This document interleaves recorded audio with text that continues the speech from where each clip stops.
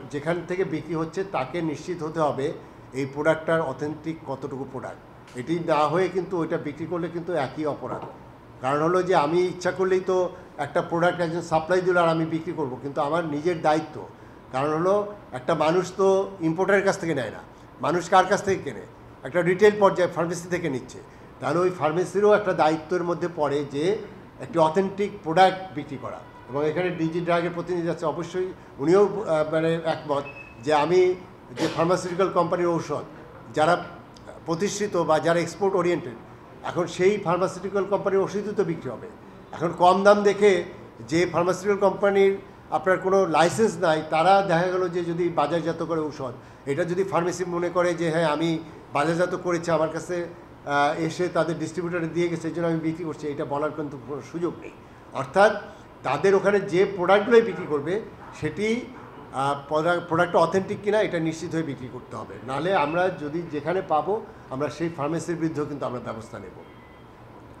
আর একটি জিনিস হলো আমাদের মহামান্য হাইকোর্টের যে সিদ্ধান্তের পরে যেটি আছে কিছু ধ্বংস করা হয়েছে, এবং আজকের মিটিংয়ের এই ফলো আপটা আমরা আমাদের একটা কমপ্লায়েন্স রিপোর্ট দিতে বলেছে, আমরা মহামান্য হাইকোর্টে সেটা দাখিল করবো। এরপরে ক্যাবের পক্ষ থেকে যেটা আছে ওনারা তো এই মামলায় যেটা আছে সেটি করছে। আর আমি ডাক্তারদের কমিউনিটিকে যেটা ডিজি হেলথের মাধ্যমে আমি যে কথাটা বলতে চাই, সেখানে দেখেন বাংলাদেশে যে তথ্য, আপনি শুধু এই সামনে বারডেম হসপিটালে গিয়ে একটু দেখেন যে কি পরিমাণ ডায়াবেটিকের রুগী আসে। আর আমি যদিও মেডিকেল সায়েন্সের স্টুডেন্ট না, কিন্তু যেটুকু আমার জ্ঞান আছে, আমি হেলথ মিনিস্ট্রিতে 6 বছর চাকরি করেছি। এই ডায়াবেটিক রোগটা এমন একটা রোগ, এ হলো সমস্ত রোগের হলো বাহক।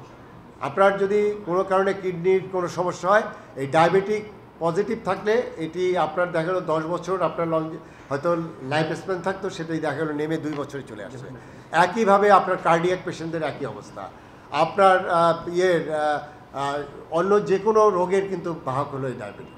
এখন সেটার প্রথমে এটি মাপার যেটা রেগুলার মনিটরিংয়ের জন্য একমাত্র তো আমরা সবসময় তো আমি ডায়াগনোসিস সেন্টারে যাই না, ব্লাডটা আমি দিতে পারি না সবসময়।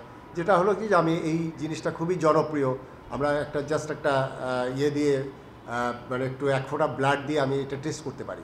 এখানে দেখেন স্ট্রিপ যেমন নকল হচ্ছে, আবার ওই ডিভাইসটাও কিন্তু ডিফেক্টিভ। তাহলে কি হচ্ছে, আমার ভুল রিডিং আসতেছে, এবং এই ভুল রিডিংয়ের ফলে কি হচ্ছে যে আমি কিন্তু প্রপার চিকিৎসাটা পাচ্ছি না।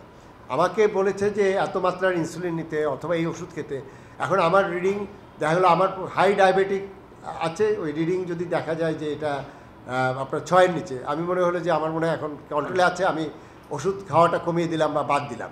আবার দেখা গেল যে আমার মোটামুটি নিয়ন্ত্রণে আছে, কিন্তু আপনার দেখাচ্ছে হলো আপনার হাই ডায়াবেটিক, এবং সেখানে আমি যদি ইনসুলিনের মাত্রা বাড়িয়ে দিই, তাহলে এইখানে ডাক্তার সাহেব আছে, উনিই বলতে পারবেন যে এটা কি ভয়ঙ্কর একটা অবস্থা, পেশেন্ট অনেকে কমায় চলে যেতে পারে। আমি ইনসুলিনের যদি আমি 30 দেওয়ার কথা, সেখানে যদি আমি 90 দিয়ে দিই, তাহলে কি হবে? এটা তো পেশেন্ট তো আপনার একদম ভালনারেবল অবস্থায় চলে যাবে।